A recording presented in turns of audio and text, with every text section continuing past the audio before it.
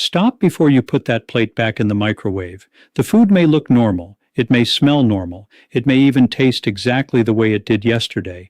But after 60, the way you reheat certain foods can matter more than most people realize. Yesterday's bacon, leftover grilled chicken, cold fries, a bowl of rice is sitting in the refrigerator, food that was cooked once, cooled, stored, and then heated again as if nothing had changed.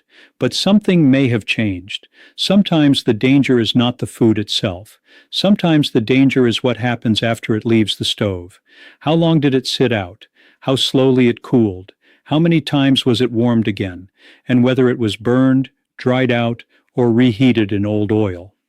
I'm Dr. Alan Mandell, and today I want to show you 4 foods I would be very careful reheating after 60, and the last one may already be sitting in your refrigerator right now. Now, before we talk about the 4 foods, I want to make something very clear. Leftovers are not automatically dangerous. Many people eat leftovers safely every single day. The problem begins when we treat every leftover the same way, no matter what it is, how it was cooked, how long it sat out, or how many times it has already been reheated. That is the mistake. The danger is not always yesterday's food. The danger is yesterday's food handled the wrong way. A piece of chicken that was grilled until the edges turned black is not the same as fresh chicken cooked gently. Bacon that has already been fried once is not the same after it is heated again until it becomes dry and dark. Rice that sat warm on the counter for hours is not the same as rice that was cooled quickly and stored properly, and this is where many people get fooled. They think, if I make it hot again, it must be safe. But heat does not erase every mistake. A microwave can warm the outside while the center stays uneven. A pan can make the edges sizzling hot while the middle is barely heated. And reheating the same container again and again gives food too many chances to move from cold to warm, warm to cold, and cold to warm again. After 60, this matters more. Not because you should live in fear of food, but because your body deserves more careful protection. So today, I do not want you to panic. I want you to understand the pattern. The food is only one part of the story. The real story is time, temperature, storage, and heat. Here is why this matters even more after 60. When you are younger, your body can often recover from small food mistakes more easily. Maybe you eat something questionable, feel uncomfortable for a few hours, and move on. But as we age, the body does not always respond the same way. The immune system can become slower. Digestion can change. Stomach acid may decrease. The liver and kidneys may already be working harder because of medications, blood pressure issues, diabetes, or other long-term health conditions. So a food mistake that seems small to one person can become a much bigger problem for an older adult. And I want you to hear this carefully. This video is not about being afraid of leftovers. It is about knowing which leftovers deserve extra caution.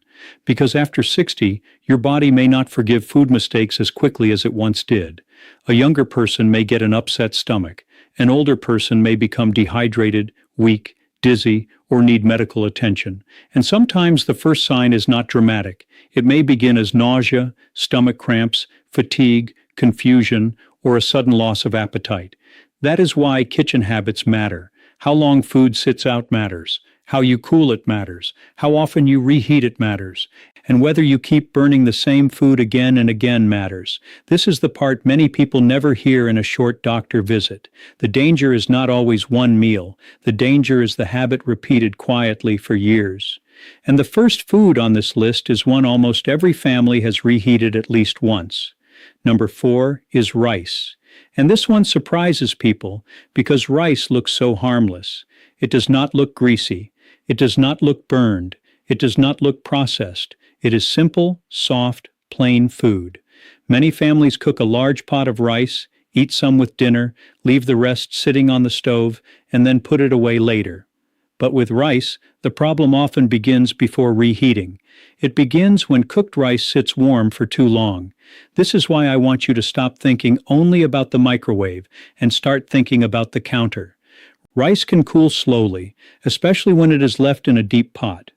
The outside may feel cooler, but the center can stay warm much longer than you realize, and warm food sitting too long gives bacteria more time to grow.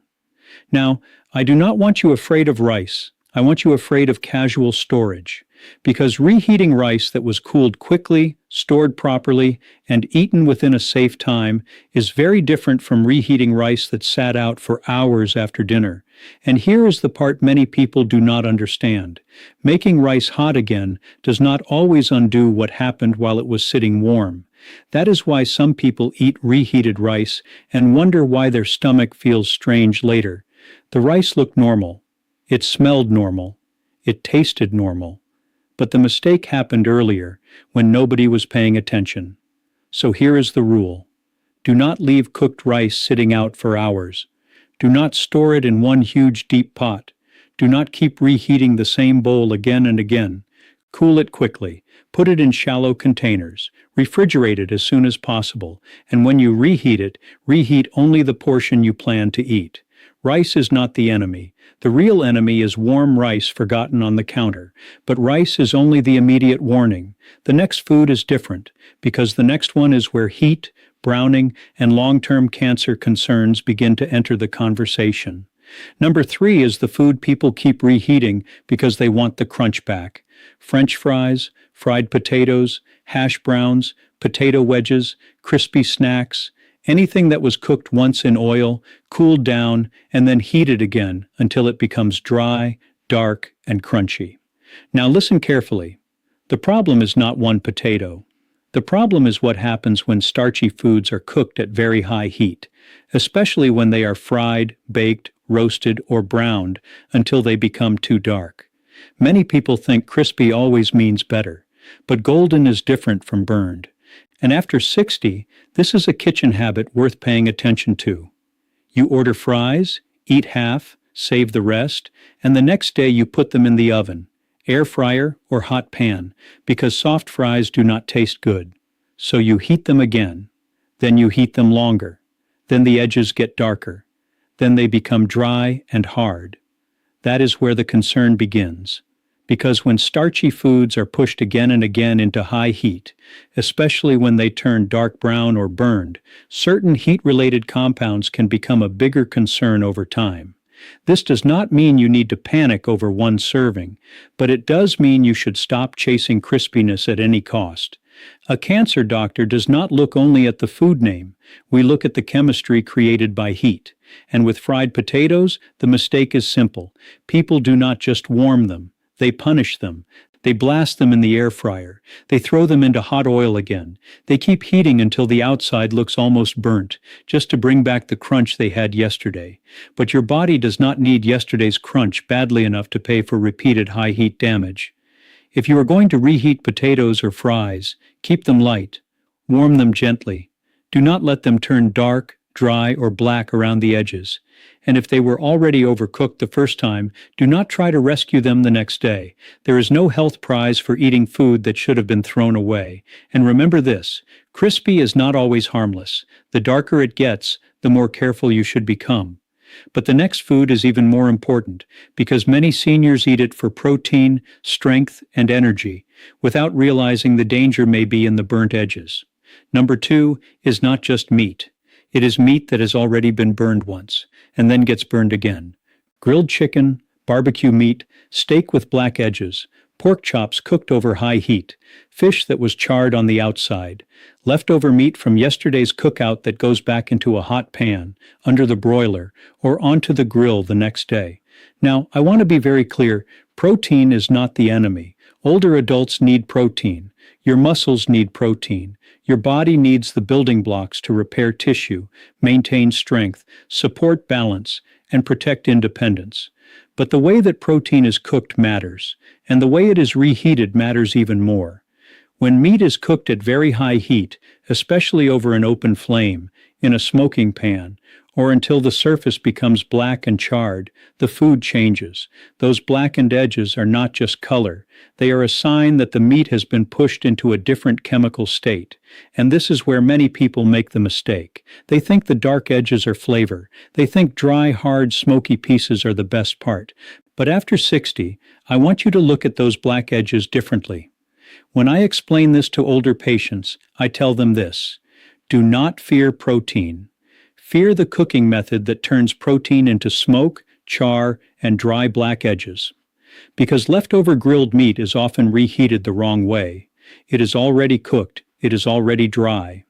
Then the next day, someone puts it back into a hot pan with no moisture, reheats it until it sizzles, and the outside becomes even darker. That is the second burn. And the second burn is the mistake. If you have leftover grilled chicken, steak, fish, or pork, do not try to make it taste freshly grilled again. That moment is gone. Your goal is not to recreate the barbecue. Your goal is to warm the food safely without burning it further. Use low heat. Use a covered pan. Add a little moisture. Slice thick pieces so they heat evenly. Remove blackened parts instead of scraping them into the meal. And if the meat is already dry, dark, and overcooked, do not keep trying to save it. There is a difference between being careful with food and forcing your body to handle something that has already been damaged by heat. The black edges are not the prize. Safe protein is the prize. And if you eat meat often after 60, this one habit can make a real difference. Stop chasing char. But the number one food is even more important because the cancer evidence is stronger, and many seniors eat it every week without thinking twice. Number one is processed meat, and this is the one I want every person over 60 to think about carefully.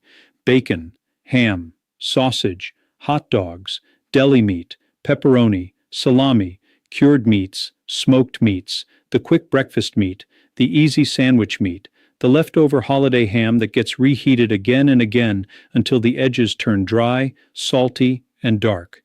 This food is convenient, it is familiar, it is affordable, it tastes good, and that is exactly why it becomes a habit. Now, I want you to hear this clearly. The concern with processed meat is not only reheating. The concern begins before reheating ever happens.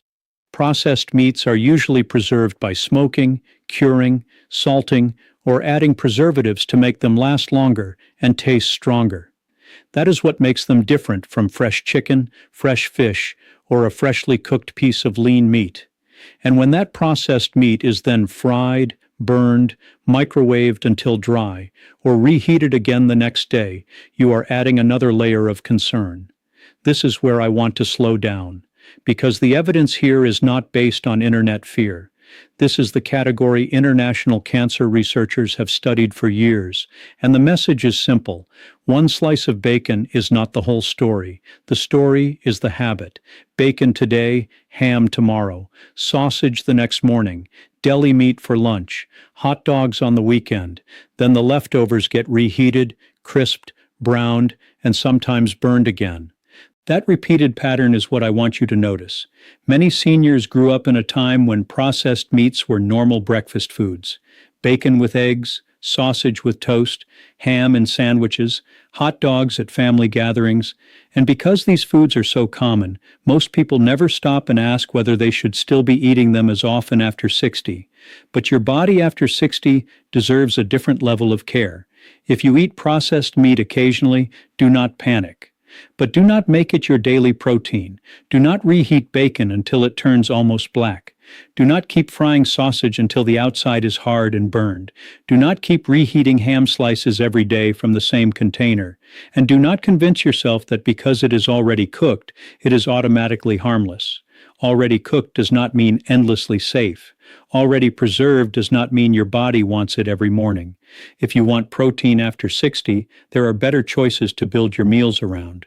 Eggs, Greek yogurt, beans, lentils, fresh fish, fresh chicken, turkey that is not heavily processed, nuts, seeds, simple foods your body recognizes without all the smoking, curing, salting, and repeated high heat. Again, this is not about fear. This is about frequency. It is about heat. It is about habit.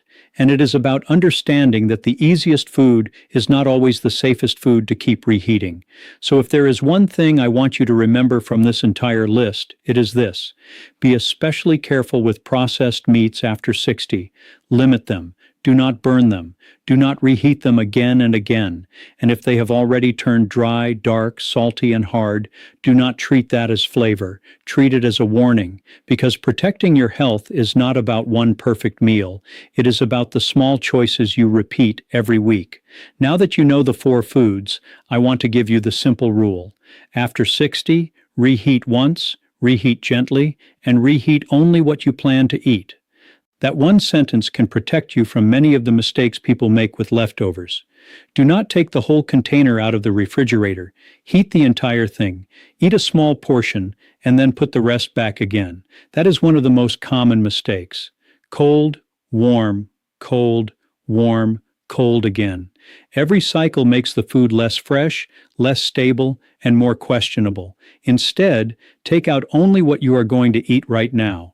Put it on a clean plate. Heat that portion properly. Keep the rest cold. And when you store food, do not put a huge hot pot directly into the refrigerator and assume the whole thing cooled quickly.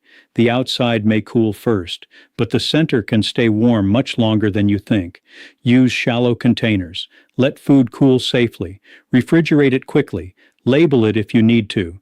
And if you cannot remember when it was cooked, do not gamble with it. The refrigerator does not reset the clock forever. The microwave does not erase bad storage.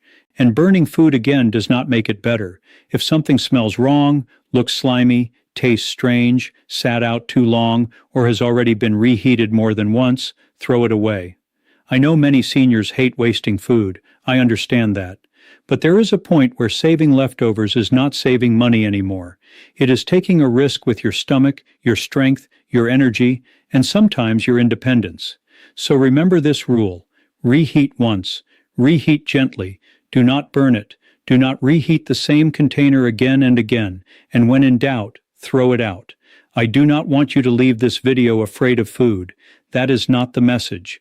The message is to respect food, respect heat, respect time, and respect the body you are living in after 60.